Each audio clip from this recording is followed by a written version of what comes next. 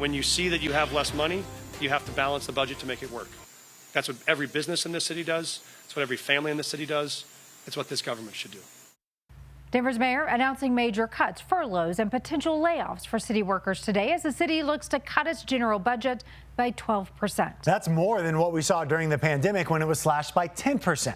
Mayor Mike Johnson also indicating there is more pain ahead as the city faces massive revenue gaps this year and next year.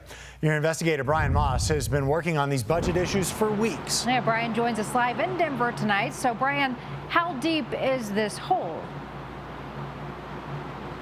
Denver is definitely behind the 8 ball here. The hole is pretty deep, according to the mayor, due to stagnant revenue growth for the city and increasing costs of running city government. The mayor said today that for the remainder of 2025, the city is facing a $50 million gap in revenues, and for 2026, a $200 million projected deficit for the city of Denver. And with that, an immediate hiring freeze for the city started today, and the city workers will start taking furlough days in June. The truth is, this is hard, and this is going to be hard. The first to feel the budget squeeze, city workers, who will have to take between 2 and 7 furlough days off, depending on how much they make. What are you going to cut?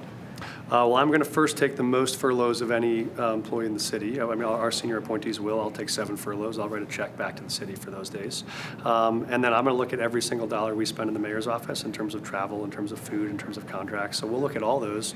We'll be doing the same thing every other department does. How are we going to make cuts? And we'll start with all those discretionary spending. So we'll start that tomorrow. A city hiring freeze starts now, and layoffs, said the mayor, are inevitable. While there's been much criticism of how much Johnston has spent on homelessness and if that's contributed to this budget pinch, the mayor batted that away, saying that's been an investment in city growth. So we do not have any encampments in our city center. We do not have any large encampments anywhere in the city. If you are running a business in this city or have a home in this city, that is a transformational change that makes you more likely to do business here or live here.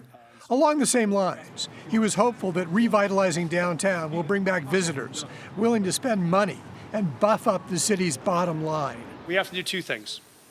As I said, you have flattening revenue, you have increasing costs. You have to do 2 things. You have to both drive increases in your revenue to recover, and you have to drive reductions in your costs to make those 2 lines meet. So we will do both of those things. He said city government has been growing at unsustainable levels and will have to get smaller, faster, and more efficient. But what does all this mean for Denver residents? What's the impact going to be on the people who actually live in Denver? How we can right-size this budget while minimizing any impact on services. Much of what's going to happen, the impacts of current and future cuts, is unclear and unknown right now. And there are great reasons to believe that when this city faces hard challenges head on, we come out the other side better. Also ahead, the mayor indicated that city agencies may have to face some pretty deep budget cuts, and there may be some consolidation ahead for city agencies. And what may be an understatement, Mayor Johnson told city workers today there may be tough times ahead.